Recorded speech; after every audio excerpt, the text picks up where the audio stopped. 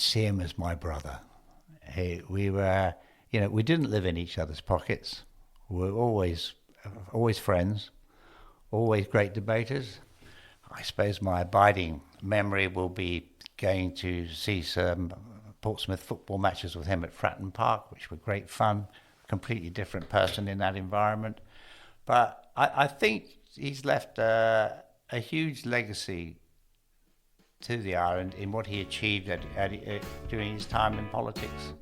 And he will be a hard act to follow.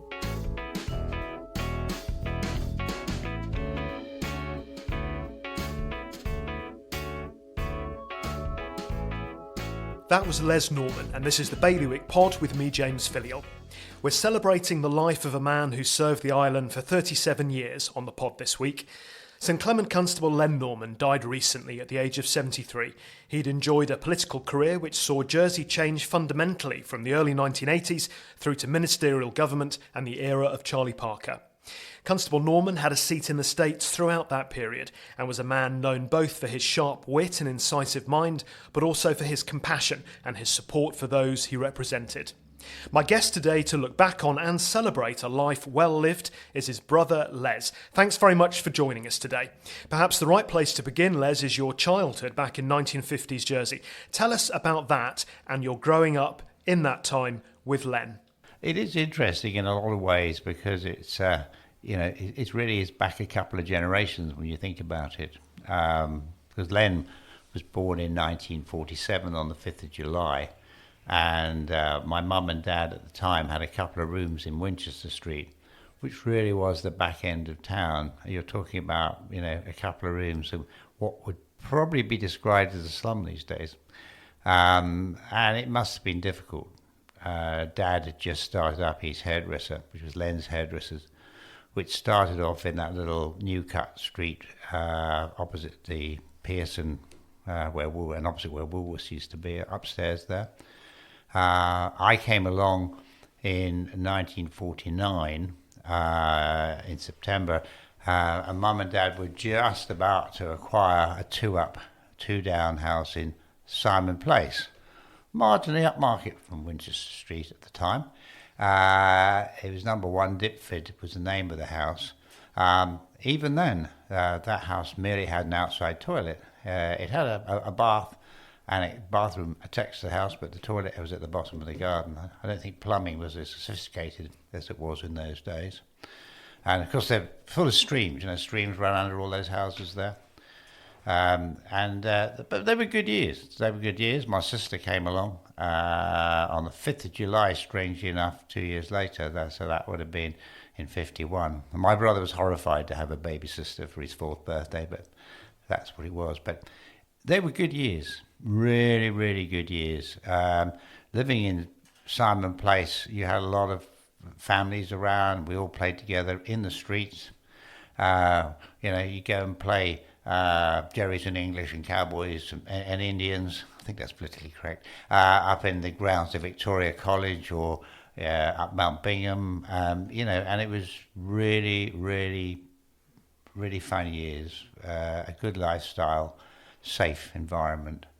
There were all sorts of things that you did, which I think kids miss out on. For instance, a peculiar thing, I suppose, in a lot of ways, was that my mother was responsible for poppy collections in that area, and we delighted in helping her because we could walk around the Ann Street Brewery selling poppies, where we would be given. I don't know, for some bizarre reason they seemed to make crisps there in those days, and and everybody was so friendly and nice and helpful, and nobody was worried about anything, if I'm honest. And they were really, really good years. And then in 2000, well, no, not 2000, what came out with, in about 1961, my grandfather had died, and my grandmother was alone in this little, very old granite cottage opposite the Methodist Church in Georgetown. So they were just renting it. So my dad managed to buy it and knocked down and built our family home, which then became a family home called Drayton.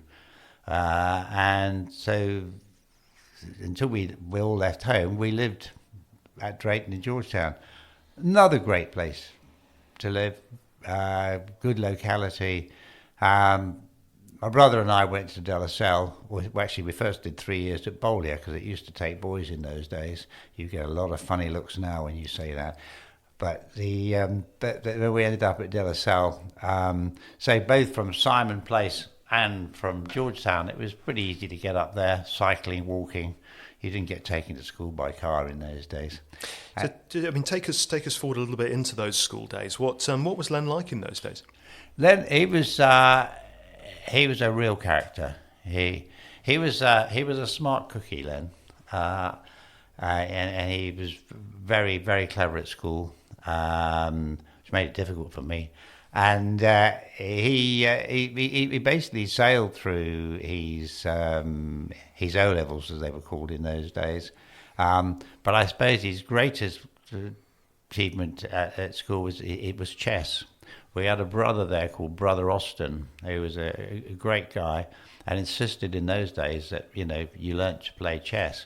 Well, you probably don't know, but Len had a natural ability for chess, and he became the UK under-16s champion, under-16s number 2 in the Bognor Regis Championships, and from then went on to become Jersey and Channel Island chess champion. I could never beat the computer, but he could. And he also got very much into cricket. He loved cricket, and he used to play cricket for Beach Old Boys, and particularly loved scoring at cricket. A lot of lovely old photo of him scoring for the Beach Old Boys cricket match. But he had a great mentor, and he looked very much up to a guy called John Sankey, who you probably remember.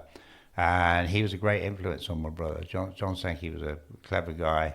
And I think to some extent Len tried to emulate him, even down to the extent that John Sankey did a wonderful impersonation of Winston Churchill, which my brother could also do.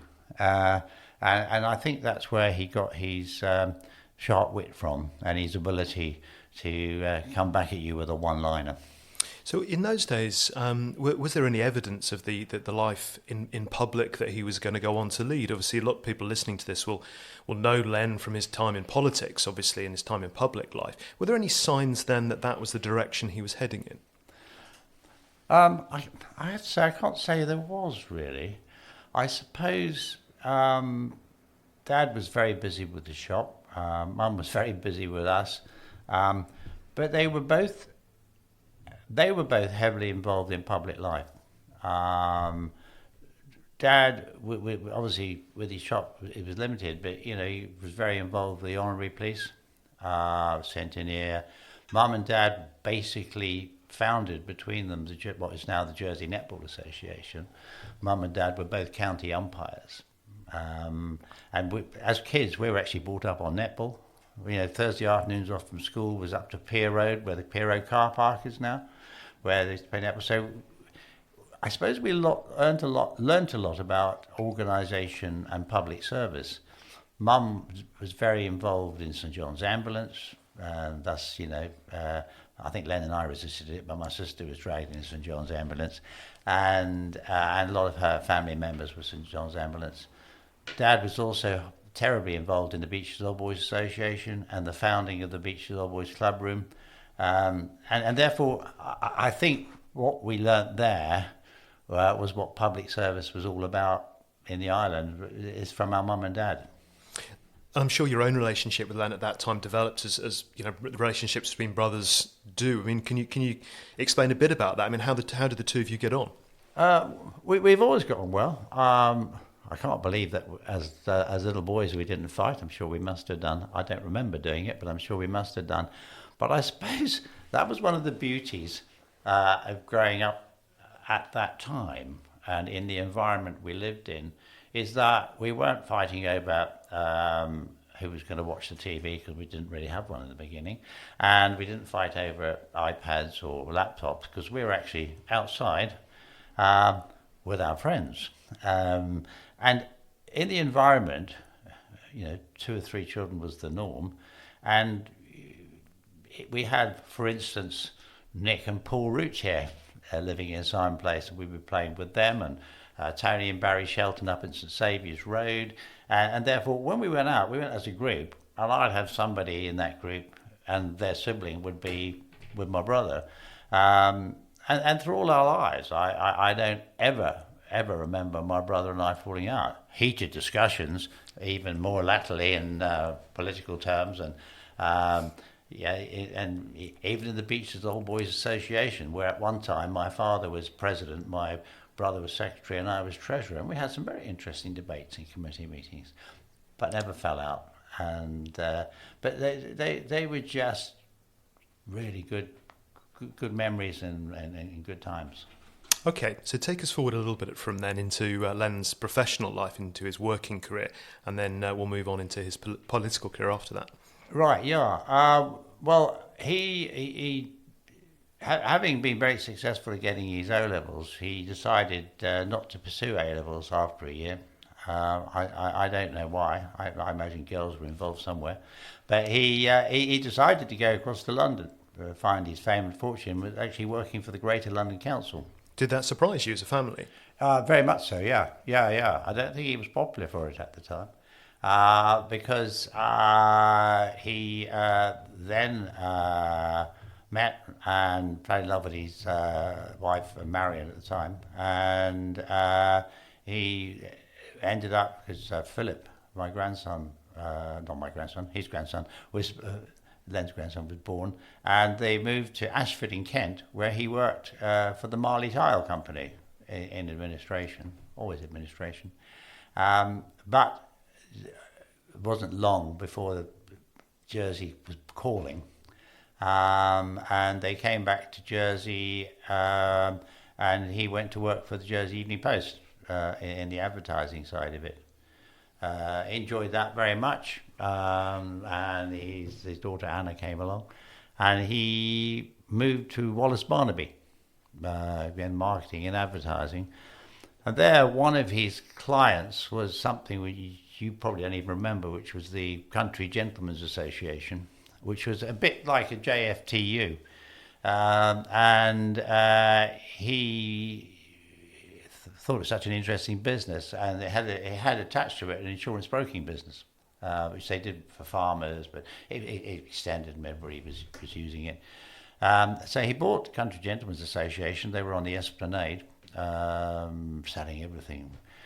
During that period, he introduced the Sinclair bike. Was it the CV5 or something into Jersey? Sinclair C5. C5, that was the one. Yeah, which were fun times. I remember going down there with him and trying to ride one, but highly dangerous vehicles they were. But he sold the shop part of it onto a guy who'd come to reside in the island. And he kept the insurance broking business, and that became his main business. And he ran that for a number of years down at Charing Cross, and it was fairly successful. And joined that. It was while he was doing that he joined the States as a deputy. Really, it may have been just before that. Might have been when he still had the. What was the connection there? Why make the leap from business to politics? And originally, obviously, he was elected as a deputy in St Clement. Well, yeah. I suppose it wasn't a leap, was it? Because they weren't paid. So he was merely providing an honorary service at the time.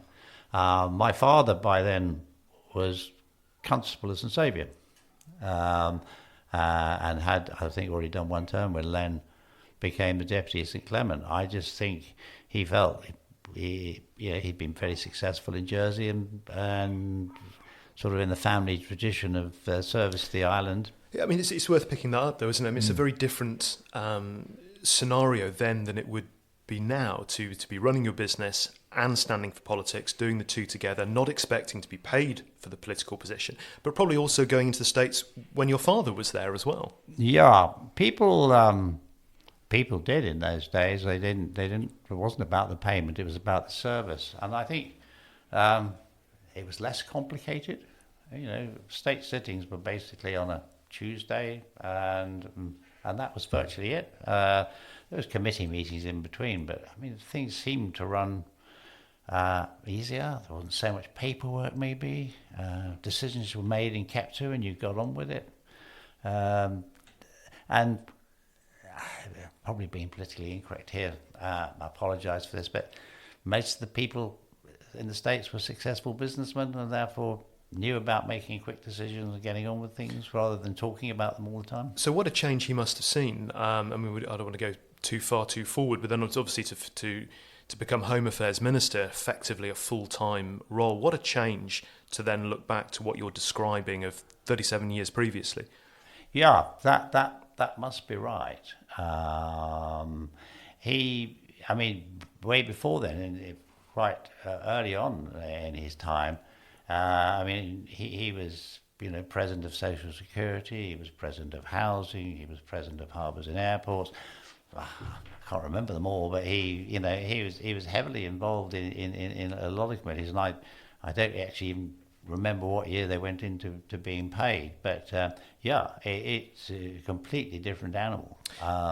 So how did that develop? Let's come back to we're in the 1980s now, and his first kind of political roles. How did that gradually start to shift? I guess with politics taking more and more of Len's time, and perhaps business taking less and less. That's exactly what happened as it developed. And in fairness, the island grew. Yeah, let's be honest, the island took off, and therefore there was more involvement, more to do.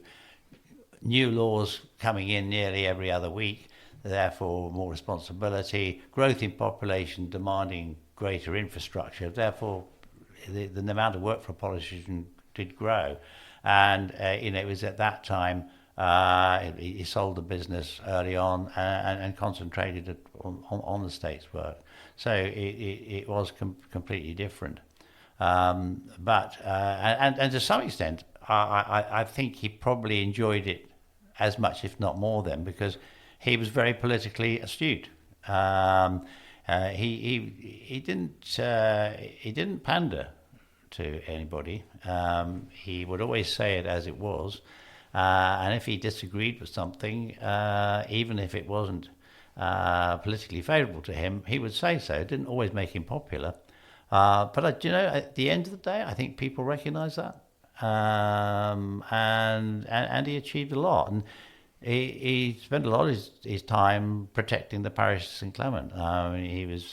He had a great love for that parish. And he would fight like fury. He didn't always succeed. Like that housing development opposite Samray Manor, he fought tooth and nail for that not to happen.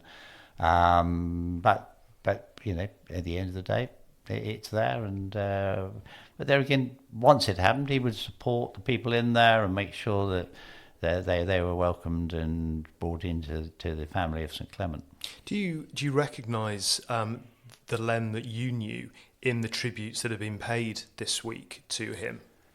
Oh yeah, no, absolutely. He was. He could be a man of few words, a number of people have said, and that's absolutely accurate, that the only time he spoke in the States is when he had something to say. Some of the politicians said, when Len stood up to speak, you sat up and listened because it was going to be worth listening to. He wasn't going to repeat what somebody had already said. Like they seem to go on for hours repeating what everybody says nowadays. And he's always been like that. He is a man of few words, but they're worth listening to. I suppose on a personal basis, I'd send him a few paragraphs about something we were dealing with or a family issue or something, and I knew that when the reply came back, it would be yep or fine. Or and when I looked at it, I thought, yeah, there's not much more to say than that, really. So why waste your words? And so that is true. That is what he's like. And he wasn't afraid to stand up for what he wanted. I read it today, and I do remember him talking a bit about it. He was standing up to some of the cuts that Charlie Parker wanted to institute, and he said, that's not going to happen. And I don't think there was enough of that, which was probably to Charlie's detriment, poor chap. I think he probably had a job to do, and it was a good job, but you just occasionally had to say no.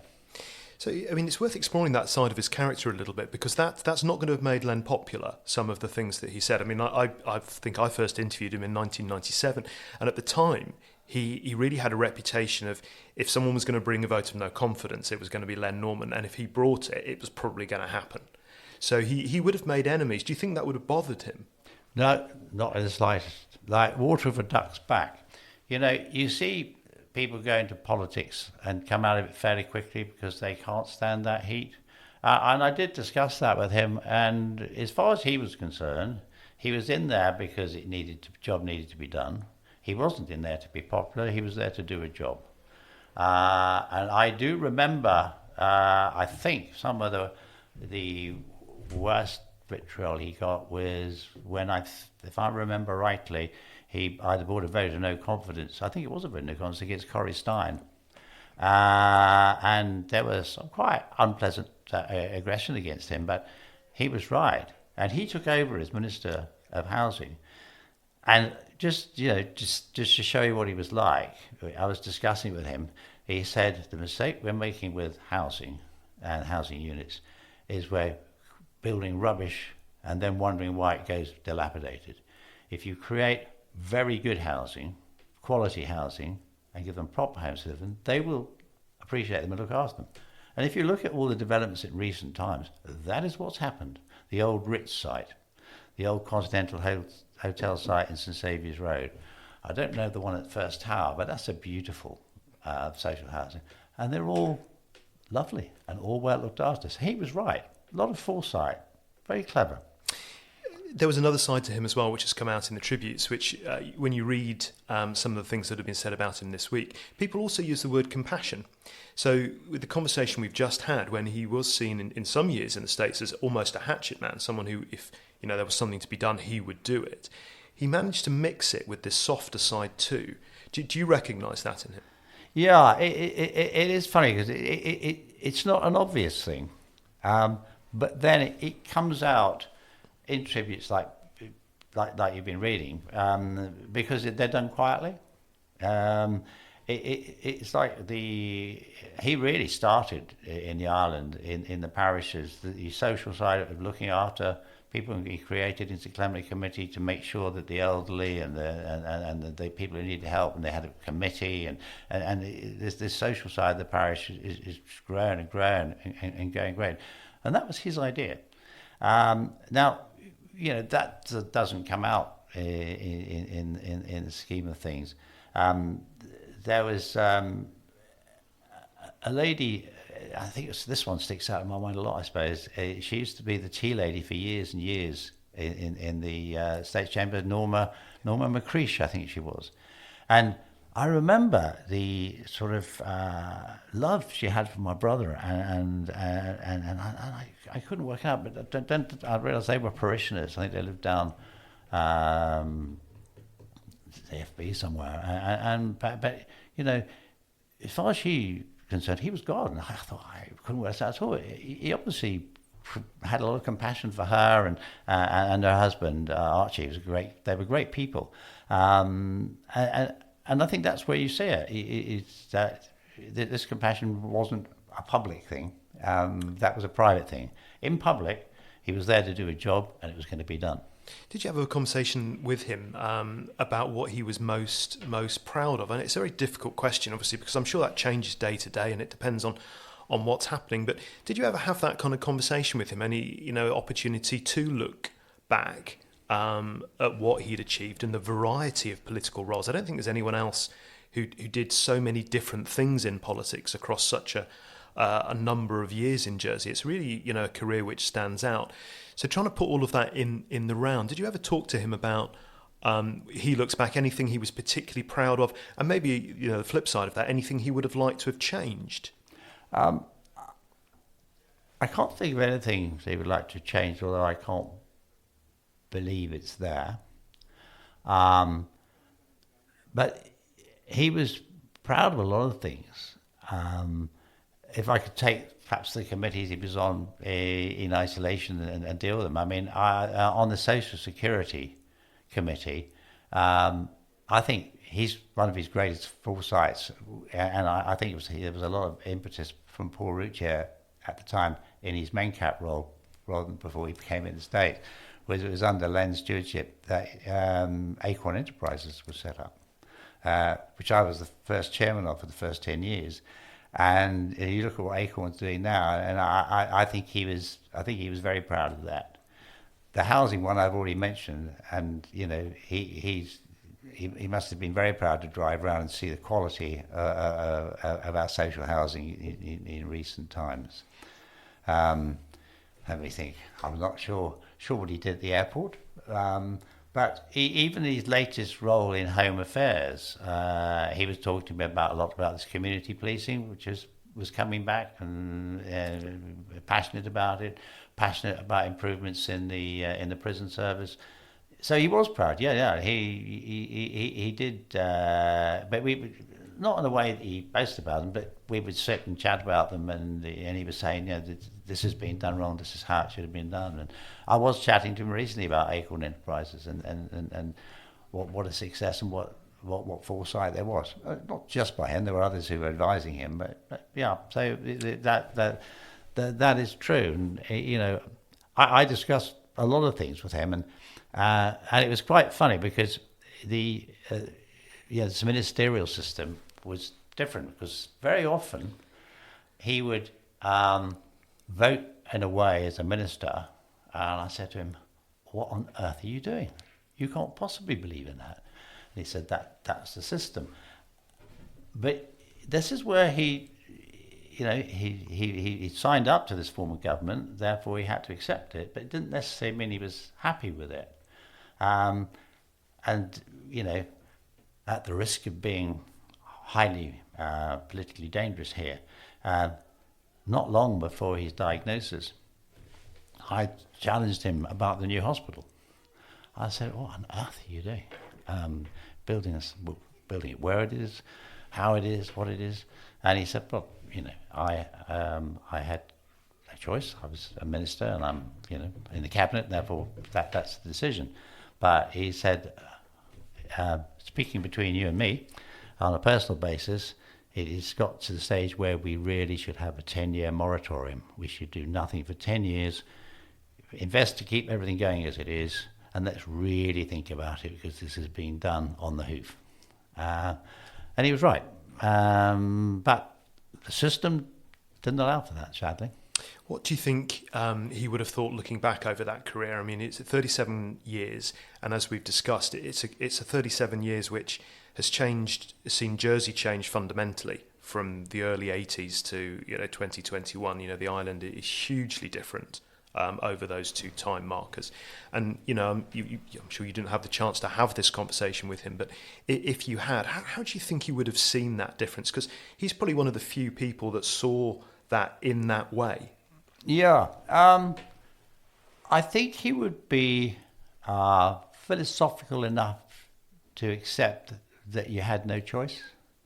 I think it's this. He would recognise it as being the same argument about population control. Is that what's the alternative? As we couldn't stay with the old system.